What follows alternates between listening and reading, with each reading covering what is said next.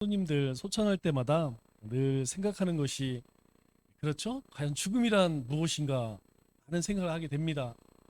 우리 애영 권사님도 그렇고 우리 안 권사님도 그렇고 느닷없이 죽음이라는 것이 찾아와요. 어제 저녁에 김영달 집사님이 안정식 권사님이 입맛이 없어서 저녁을 안 드시고 일찍 주무셨대요. 그래서 저녁에 혹시 밤에 일어나서 시장 할까봐 밥을 이렇게 한 공기 차려서 상에 올려놓고 주무셨답니다. 근데 아침에 일어나 보니까 밥을 다 드셨대요. 그러니까 아마 밤에 깨셔서 식사를 하신 것 같아요. 그리고 나서 보니까 눈을 안 뜨시더래. 그래서 이제 딸에게 전화를 하고 급히 이렇게 했던 것 같아요. 여러분 오늘 밤에 주님이 만일 여러분을 부르신다고 하면 여러분은 요 남은 시간 몇 시간 동안 무엇을 하시겠습니까? 많은 생각이 들죠? 과연 이 시간에 무엇을 할 것인가? 나는 주님의 은혜 가운데에 어떤 삶을 살았는가 하는 것을 아마 생각하게 될 것 같아요. 지금 우리가 사는 이 시대에는 여러분 어떻습니까? 평안한 때 같습니까? 위기 때인 것 같습니까? 저도 모태 신앙 아닌 것 같은 모태 신앙인데 신앙생활은 중3 때부터 했던 것 같아요. 교회를 다닌 것은. 그런데 그때부터 지금까지 제가 생각하기는 지금 때같이 위기의 때가 없다 이렇게 생각합니다. 어떤 환란이 있어서 그런 게 아니에요. 개구리를 우리 가마솥에 이야기하죠. 뜨거운 물을 팔팔 끓는 물에 개구리를 넣으면 놀래서 팍팍 뛰어나갑니다. 그런데 찬물에 넣고 서서히 데우면 얘가 그것이 따뜻하니까 그냥 그렇게 죽어가요. 제가 볼 때에 그리스도의 가장 큰 적은 무엇이냐? 바로 이 평안함입니다. 우리가 날마다 자기 스스로 거듭남의 삶을 살지 아니하면 이 평안함 속에 가마솥의 개구리처럼 그렇게 서서히 영적으로 죽어져 가는 것 같아요. 하나님을 믿는 믿음이라는 것은 철저하게 그 진리를 계시하는 하나님의 인격에 대한 신뢰를 바탕으로 합니다. 믿음은 결국 하나님을 향한 우리의 삶의 모습이라는 것이죠. 그래서 하나님의 말씀은 절대로 이성으로 이해가 안 됩니다. 성경 창세기부터 요한계시록까지 사람의 이성으로 생각하면 맞는 말이 하나도 없어요. 그러나 믿음으로 받으면 이해 못할 것이 없습니다. 모든 것이 다 이해가 돼요. 제가 참 이사야서를 우리가 말기 참여하면서 그 생각을 많이 합니다. 이 이사야서를 읽으면서 이 말기 참여를 하는 성도님들이 이 말의 의미를 얼마나 이해를 할까 이런 생각을 많이 해요. 왜냐하면 이 선지서라는 내용들이 쉬운 내용이 아닙니다. 왜냐하면 하나님이 보여주신 계시를 이야기하는 것이기 때문에 당대의 역사적인 사건 또 하나님이 계획하신 일들 이런 것들을 잘 이해하지 않으면 참 이해하기 힘든 그런 말씀들이죠. 그러나 또 이해 못할 것도 없어요. 우리가 이성으로 생각으로는 이해 안 되지만 믿음으로 받아들이면 뭐 세세한 내용은 모른다 할지라도 하나님께서 이런 계획을 갖고 계시구나. 하나님께서 이렇게 행하시려고 이사야를 통해 말씀하시구나. 그렇게 알 수 있는 것이죠. 그렇게 좋은 바처럼 받아들일 우리의 마음이 잘 준비되어져 있다면 아무리 좋은 말씀도 우리가 좋은 바처럼 우리 마음이 잘 준비되지 않으면 아무리 좋은 말씀도 우리의 귀에 들어오지 않습니다. 그럴 때 우리가 어떻게 해야 할까요? 성경은 우리에게 말씀합니다. 묵은 땅을 기경하라 그렇게 이야기합니다. 결국 이 좋은 하나님의 말씀이 우리의 삶의 열매를 거두지 못하는 것은 우리의 심령이 강팍해졌다는 것이죠. 그것을 기경하라고 이야기합니다. 기경하기 위해서 우리는 말씀 앞에 서야 되죠. 말씀 앞에 서면 그 누구도 회개하게 됩니다. 왜냐하면 내 모습이 보여지기 때문에. 그리고 어떠한 삶을 살아야 하는지 우리를 깨닫게 하시죠. 하나님이 미워하시는 부류가 있습니다. 그 부류가 무엇이냐면 바로 첫째가 교만한 자들이 있죠.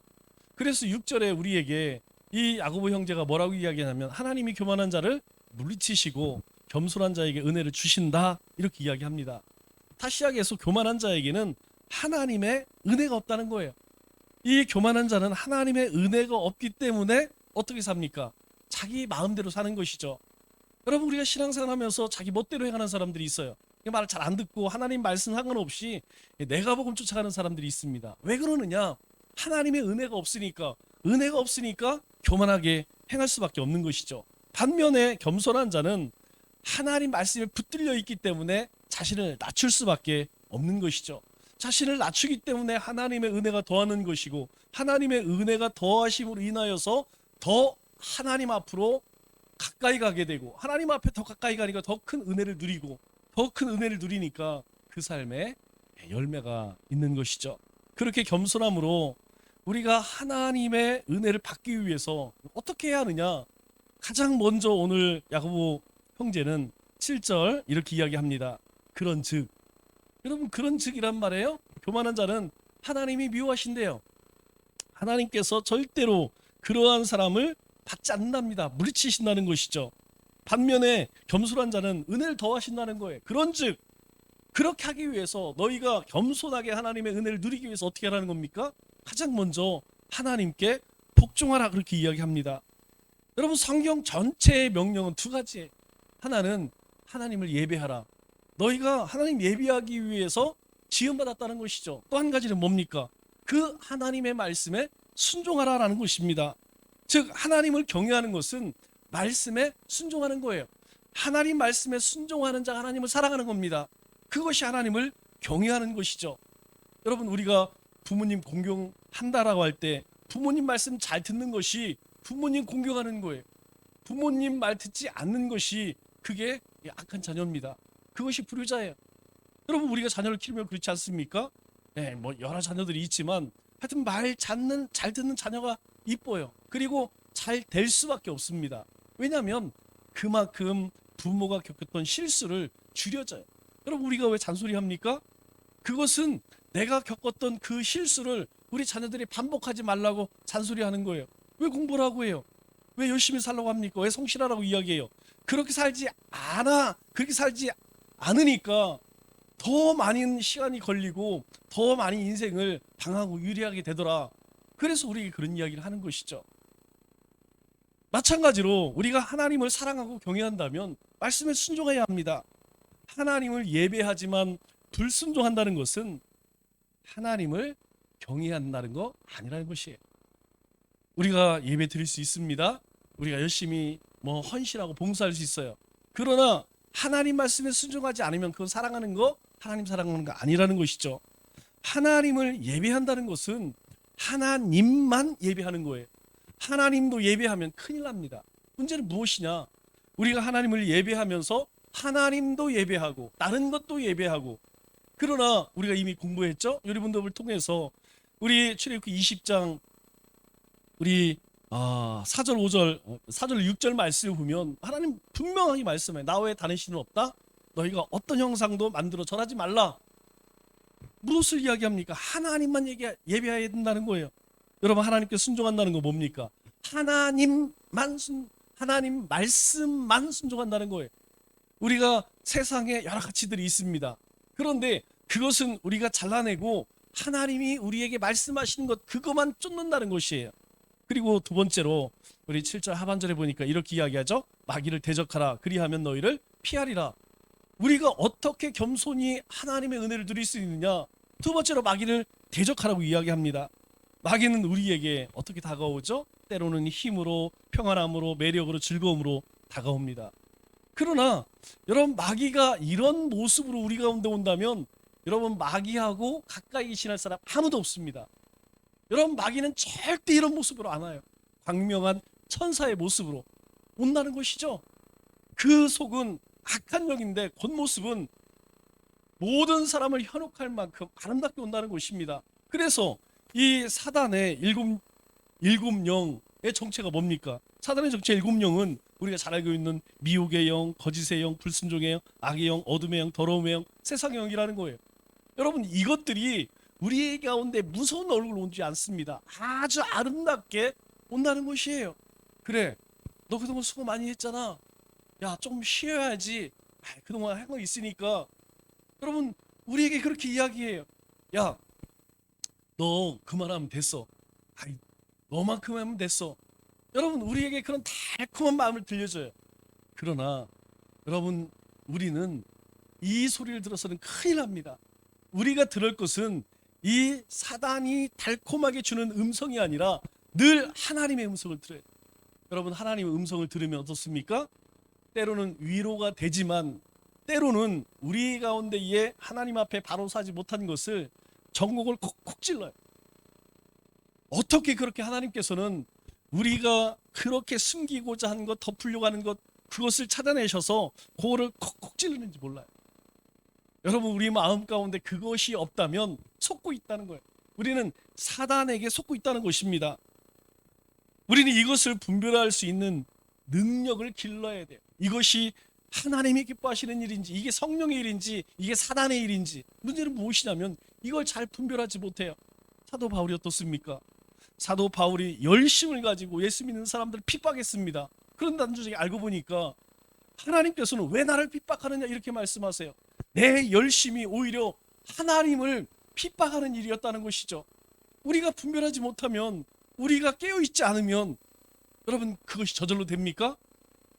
여러분, 영적인 일은 절대로 저절로 되지 않습니다.